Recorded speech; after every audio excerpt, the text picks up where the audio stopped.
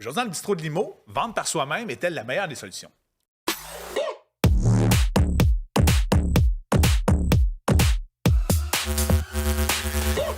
Bonjour, bienvenue dans une nouvelle capsule du bistrot de Limo. Et j'ai Stéphane Turmel avec moi, courtier immobilier chez Via Capital à Québec. Oui.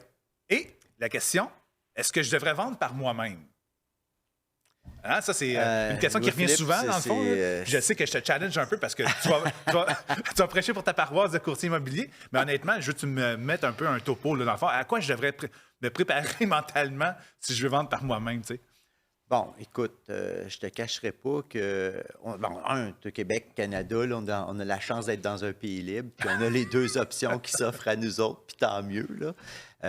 Je vois que dans la plupart des secteurs, les gens oublient que, tu sais, des fois, tu regardes les statistiques, puis ils voient que 92 tu sais, des gens se sont servis d'un service de courtier. Il y en a 8 qui ont essayé de vendre par eux-mêmes. Donc, peut-être là-dedans, il y a même un 4 un courtier qui est avec un contrat acheteur. Alors, c'est discutable.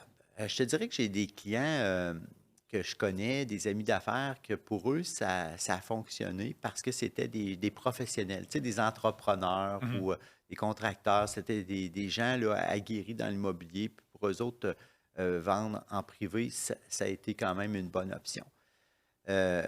Mais c'est pas toujours le cas. C'est ça, le consommateur moyen, non, là, si on veut. Là. Je regarde des gens qui ont acheté en 2008 à un moment donné où ça a stagné un peu les prix. Là, et puis, ils m'ont appelé, ils avaient acheté par eux autres mêmes, puis ils n'avaient pas été recommandés sur le prix d'achat par un courtier immobilier, puis il fallait qu'ils vendent 3 ans plus tard parce qu'ils se séparaient, puis ils n'étaient pas capables de revoir le prix qu'ils avaient payé là, à ce moment-là. Deuxièmement, dans le marché effervescent qu'on vit là, bien là, c'est une autre game. Les gens ils disent, bien là, écoute, c'est tellement bon que je vais sauver la rétribution. Puis des fois, ben ils l'ont liquidé leur maison parce qu'ils n'ont pas affiché un prix qu'ils auraient pu obtenir avec un courtier. Et d'autres moments, ben ils sont tellement gourmands qu'ils l'affichent tellement cher que finalement, elle ne bouge pas, puis ils perdent leur effet de nouveauté. Et il y a une question aussi, ce qui revient souvent, puis qu'on oublie, là, en dehors de toutes ces discussions-là, c'est la qualification de nos acheteurs. Moi-même, écoute, j'ai eu une propriété à vendre dans Saint-Augustin de Desmaures, où je demeure d'ailleurs et que j'adore. Et j'ai eu, je pense, dans une fin de semaine, puis on était listé au bon prix, c'était un beau produit. Et puis, je pense que j'ai eu 30 appels, une vingtaine de courriels dans une journée juste pour cette propriété-là. Et le lendemain, j'avais 14 visites. Par contre, j'avais été obligé d'éliminer, je pense, une dizaine de personnes qui voulaient visiter, même si c'était pour plus tard dans la semaine, parce que ces gens-là n'étaient pas qualifiés. Ils n'avaient pas passé encore, il faut voir à la banque s'ils étaient réellement qualifiés, ou avaient une maison à vendre qui n'était même pas sur le marché, ou finalement, tu sais, regarde, ils n'étaient pas prêts non plus à faire l'achat tout de suite. Ils commençaient leur processus. Puis moi, mes clients voulaient vendre rapidement. Ouais, c'est ça. Alors, il y a une qualification qui se fait là. Déjà, il y a un gros filtre qui se fait par moi pour s'assurer que les gens qui venaient visiter, c'était tous des gens qui étaient prêts à passer à l'action. Puis, tu as aussi, Louis-Philippe, finalement, la question, c'était pour toi. C'était pour toi, je vais dire non, touche pas à ça. Mais je t'aime beaucoup. Je jouais, disons, au consommateur moyen. Là. Mais le consommateur moyen, c'est ça. Lui, il va afficher, puis il a des bonnes intentions. Il va dire, je vais l'essayer tout seul. Puis une semaine plus tard, finalement, bien, il a laissé de l'argent sur la table là-bas parce qu'il t'appelle, puis il dit, là, moi, je suis plus capable de gérer le nombre de courriels qui vient. J'ai eu 2-3 visites, puis les gens, j'ai bien vu que c'était des voireux, puis j'ai perdu mon temps, puis ils ont resté ici presque quelques heures. Puis je dis, voyons, c'est pas normal, tu sais. Ils n'avaient pas eu de suivi, puis on ne sait pas pourquoi ils n'ont pas retenu la propriété.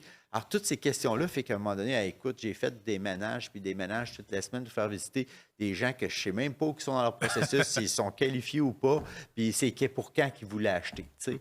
Alors, c'est là que il y a un débalancement, puis les gens t'appellent, puis là, ils ont acheté des fois des gros forfaits sur différentes plateformes de vente privée.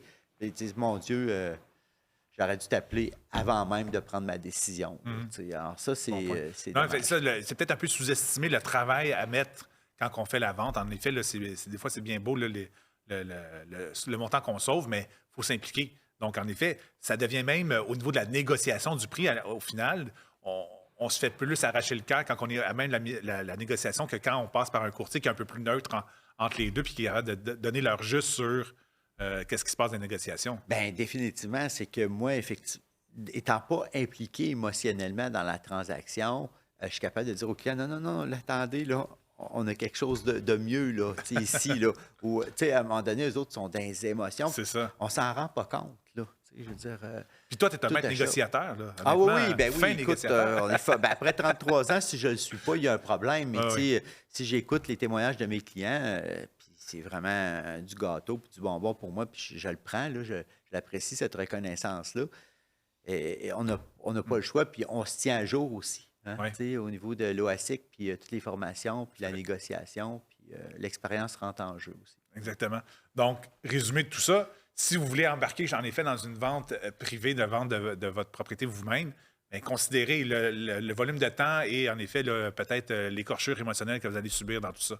Donc, entre-temps, suivez les réseaux sociaux de Stéphane Sommel. D'autres bistrots de Limo seront disponibles juste sous peu.